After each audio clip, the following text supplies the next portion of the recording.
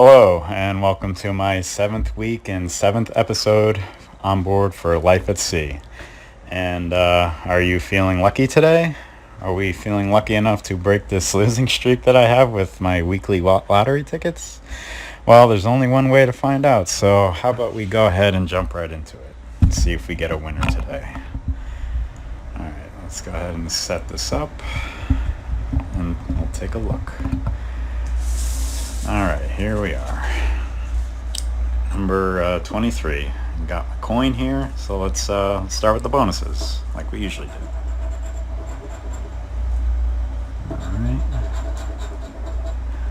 I feel like one of these bonuses is gonna hit. I just gotta wait and see which one it's gonna be. So we got nothing on the bonuses, so let's take a look at our numbers.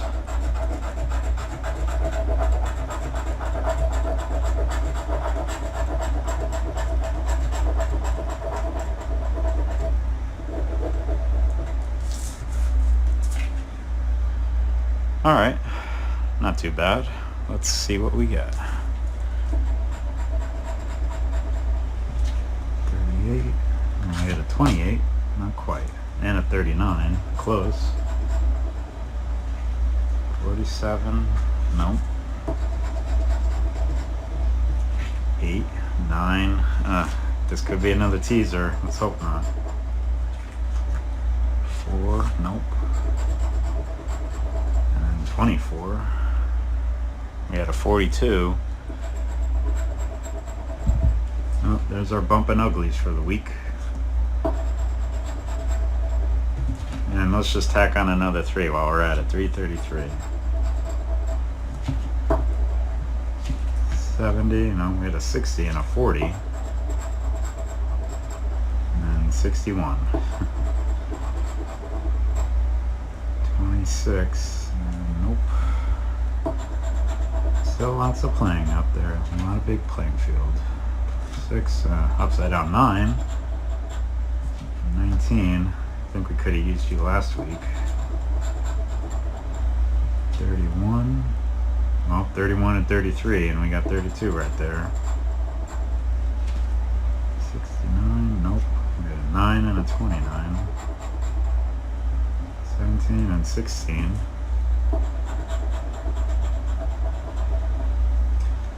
34, and it looks like that would have been a 5 million prize. That's too bad. Dang.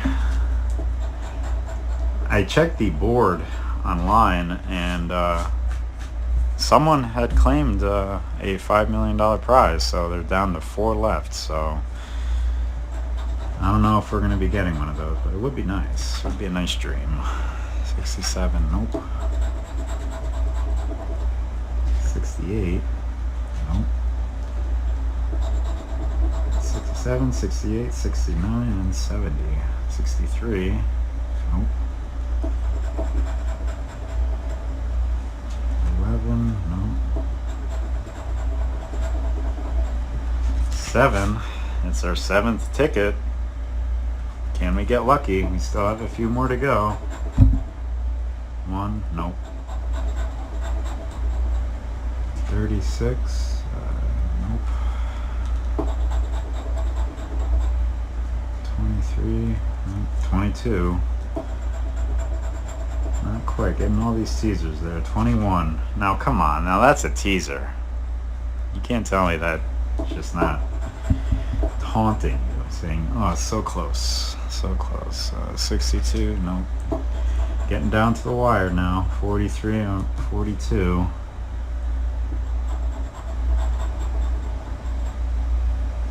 49. Nope. Well, you know what it's time for. Time for the clutch corner. Let's see what our potential prize is. Ooh.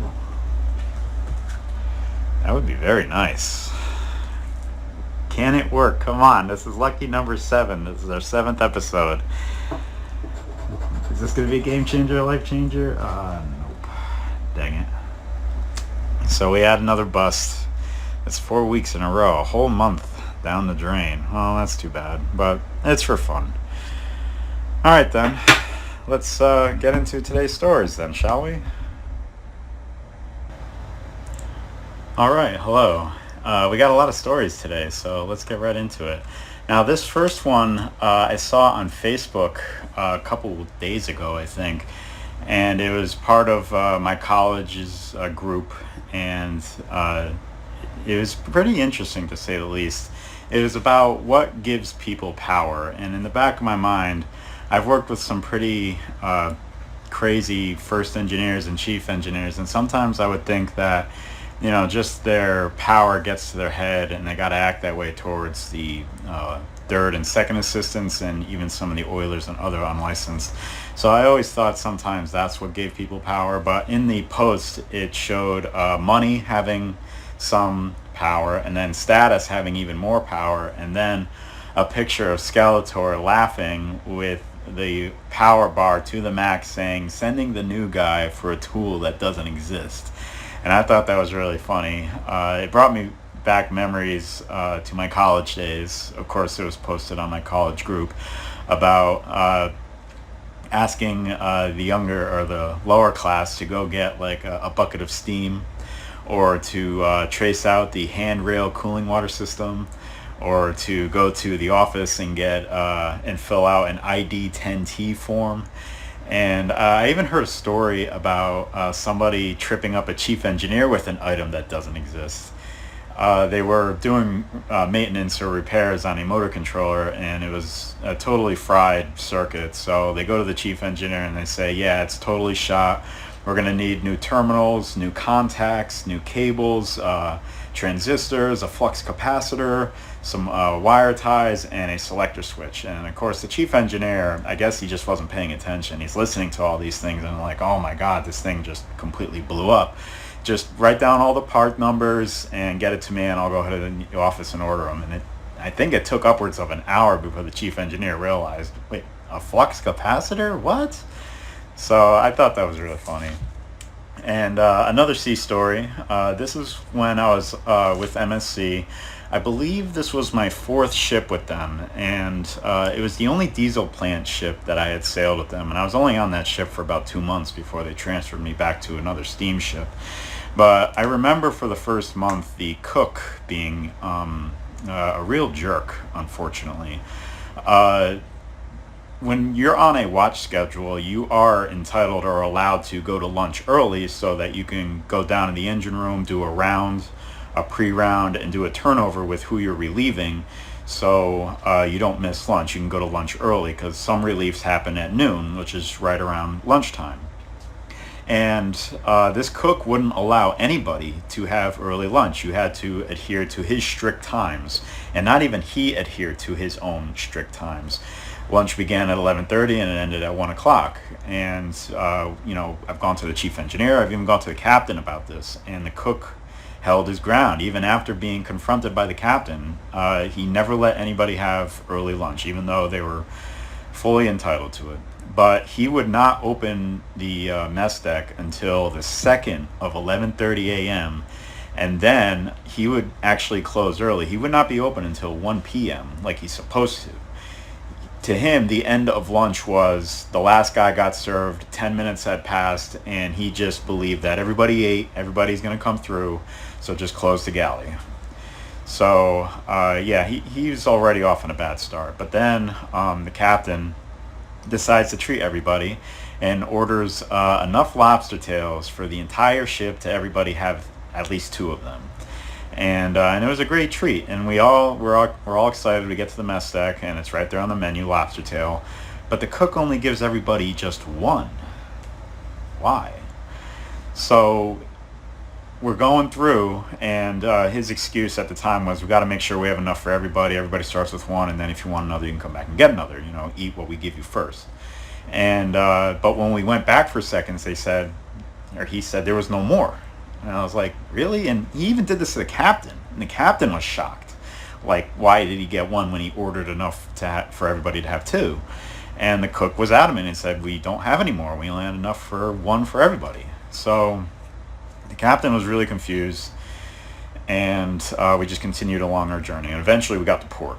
And the captain went ashore and went to a restaurant. And, started to have dinner and drinks. And but in the corner of his eye, he can see and hear the cook at another table talking with his cook assistants or his steward assistants or whatever, and they're laughing, having a good time, and then all of a sudden the main cook reveals that he had like 20 lobster rolls in his fridge in his room, and he had like 100 more in the freezer container on board the ship, and he deliberately didn't give them to all the personnel on the ship so that he can have them. He said he's been eating like 4 or 5 of them a day. He's loving it. He's getting all this seafood, and it's all for free because the company paid for it. And the captain heard this and was livid. He stormed right back to the ship.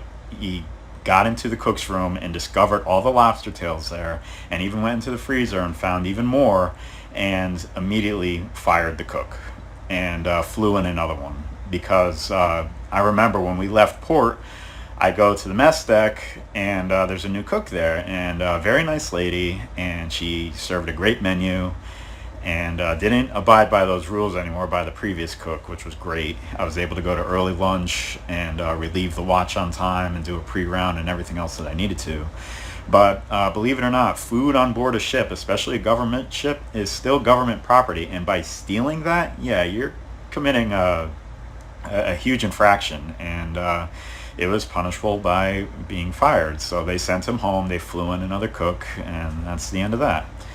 So yeah, stealing gets you nowhere. But before we jump into the next story, I do want to go over some ship signals with you. And these are for notifying all crew on board the ship of an emergency, basically. And when we have a general emergency, or it's mostly for a fire, it's usually a continuous blasting or sounding of the ship's whistle as well as the general alarm. We have 2 ways to alert the personnel on board a ship of an incident or a happening on board the ship that requires everybody's immediate attention. Everybody has a station bill that tells them what to do during these emergencies, whether it be fire and emergency or collision, or we have to abandon ship for whatever reason, or we have a man overboard or a security drill. So they do the same signal on the ship's whistle, and they also have a general alarm, which is like a bell throughout the whole ship. And again, fire emergency is a continuous sounding for a minimum of 10 seconds. And then you have the abandoned ship. Now, when you go through training in school, they tell you the abandoned ship is more than 6 short blasts on the ship's whistle and general alarm, followed by a long blast of about 10 seconds. But other ships that I've been on, I would actually listen and count whenever we do drills, and they would, of all the ships I've been on, only 2 or 3 of them, believe it or not, have gotten it right. I've actually counted, and I've heard them sound the whistle only 4 short blasts, and then a long blast that lasted like 4 seconds. I guess they just wanted to get the drill over with, but it was completely wrong, and whenever I called them out on it, they would never correct it. I've heard 5 blasts, I've heard 8 blasts, which technically is correct if you follow the description of more than 6, but generally it's 7. I think a good indicator of that is abandon has 7 letters in it. So 7 short blasts of the ship's whistle, followed by a continuous blast, a long blast for 10 seconds, as well as the same signal on the general alarm. And then you have the man overboard drill, and that is 3 prolonged blasts. And I haven't encountered a man overboard actual incident before, but I have heard inappropriate stories about that. So not to offend anybody, I'm not going to talk about those, but I hate to say it, but I have been in situations, real situations regarding fire, and those are too depressing to think about, so I'm not going to get into those kind of stories. But before we continue, everybody enjoys a good drink, right? Well, I hope you're enjoying your favorite drink tonight, or at least you were on this past holiday. I know everybody was enjoying all the alcohol they can get their hands on for the 4th of July. But I got a nice big drink tonight. Look at this big old son of a gun. Red's my favorite color, and it's actually filled to the brim. I don't know if you can see it. This is actually orange Gatorade. For a while, orange Gatorade or even Powerade used to be my favorite flavor, but then I just started drinking more of the blue, and that eventually became my favorite. And then I would go on lots of traveling and car rides with my dad, and whenever we would stop at a gas station, he would always get a lemon lime Gatorade, and then I started drinking that, and that became my favorite. So I like the yellow, I guess it's lemon lime flavor for a Gatorade or Powerade. But I'm going to be drinking this later, but it's a huge glass. I think this is it's either 32 or 48 ounces. It's a lot. But and it's red, my favorite color. Can't go wrong with that. But when I was reading the Book of Useless Information, they actually explain the origin of that expression, "son of a gun," and it takes place on a ship within the Navy when men and women could sail, and if any of the women personnel got pregnant, if they were at sea when they went into labor and delivered the child, they would set up a staging for the birthing of the child by, for some reason, the artillery, or by the guns or the mounted machine guns on deck. And if, for whatever reason, the woman didn't want to reveal the identity of the husband, or they couldn't establish paternity of the child, it was written in the log that the child was son of a gun because it was born to next to a cannon or a gun or a machine gun, which I thought was pretty interesting, but it's also quite an unusual fact. But that cup, I know when I get done with this trip, I'm probably going to want to fill it with beer, but definitely not wine. I actually have a few stories about a little bit too much wine. I can't remember what port I was in. I want to say Germany, maybe, or maybe it was somewhere in the Middle East, but I had just gotten off duty, and the mess deck didn't have a good menu that day, and I wanted to go ashore and get a nice dinner with some friends. So I go around the ship, I'm asking around, and everybody that I associate with and want to go ashore with are either on duty or they're about to go on duty in an hour or two, and they don't have the time to go ashore and get dinner with me. So I decided to go by myself. And I find a really nice restaurant, and I sit down, and they bring me my appetizers and a menu, and I place my order. And, I know I'm going to want more than one glass of wine. One glass isn't going to hold me over for the whole meal and the rest of the evening. So I didn't want to order multiple glasses because that's more money. So I go to the next volume up. I figure I can drink that all night and save on the cost of individual glasses. And I order a liter. And that's actually quite a lot, especially for wine. And this was the dry house wine.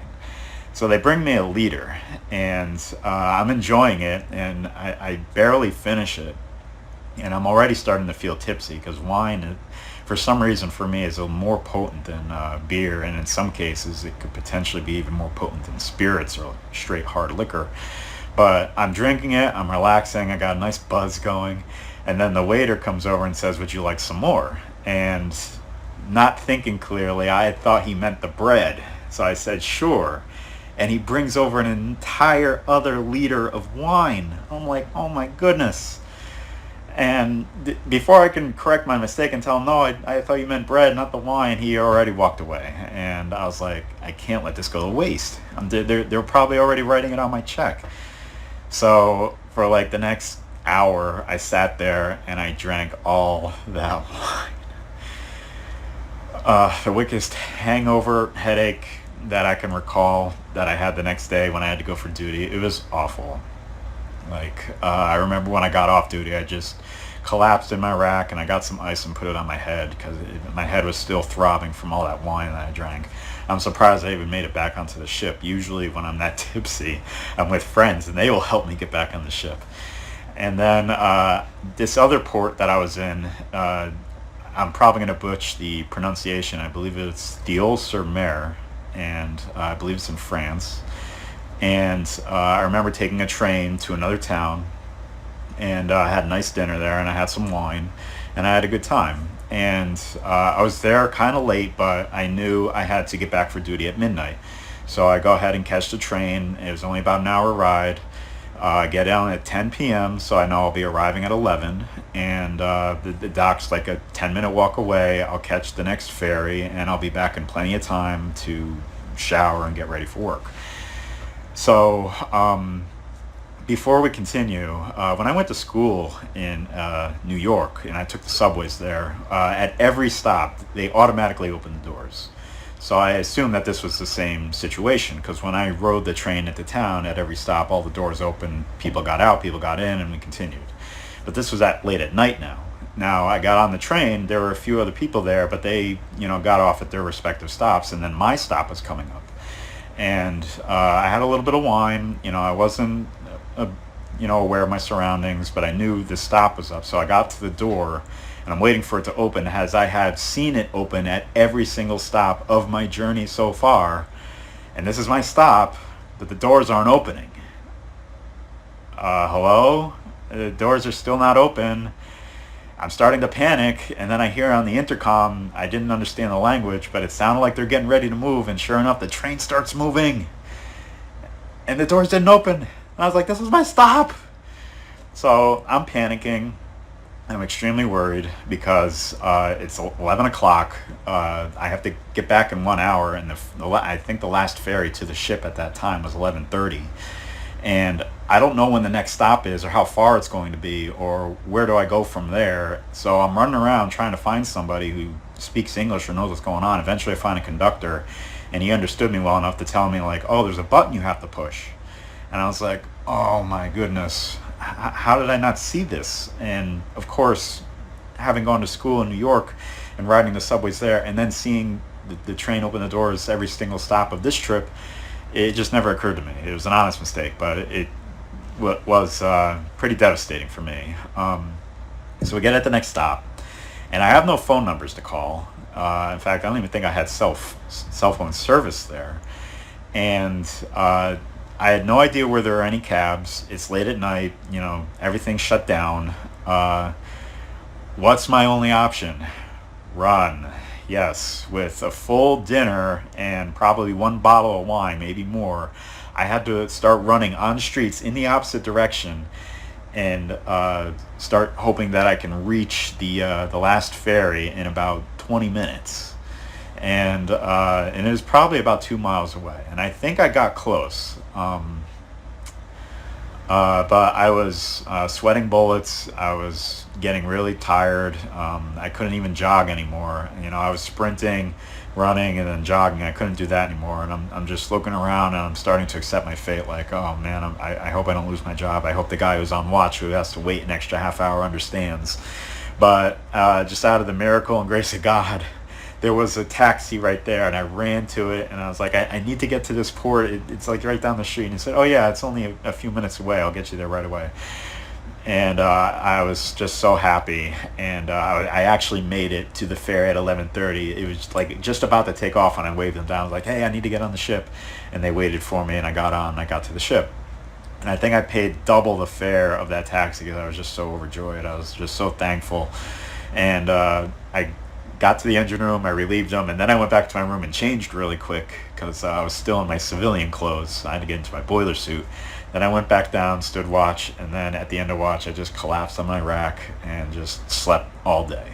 It was just unreal what wine can do to you in such an experience like that.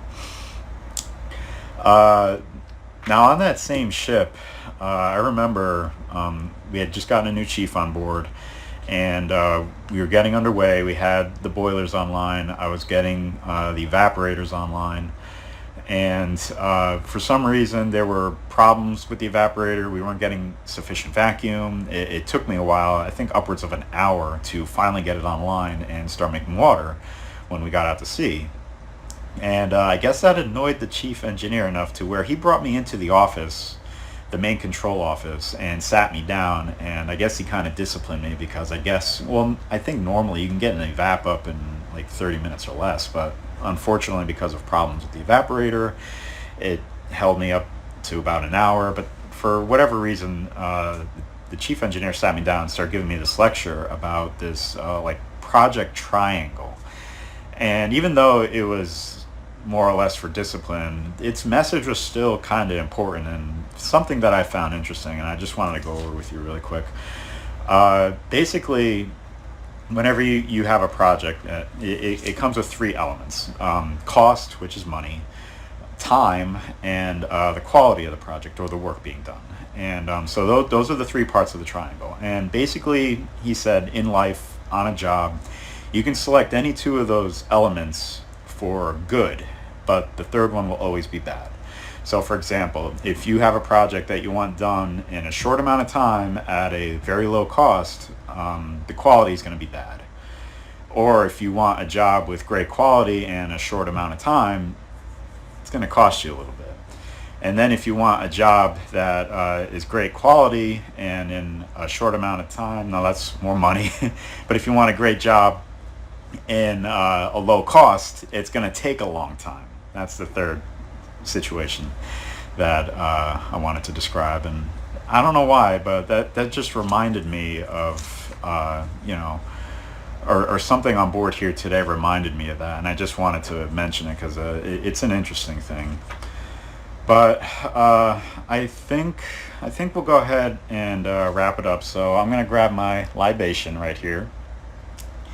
And libation is one of the many vocabulary words that I learned from my favorite high school literature teacher, Mr. Shred. May he rest in peace.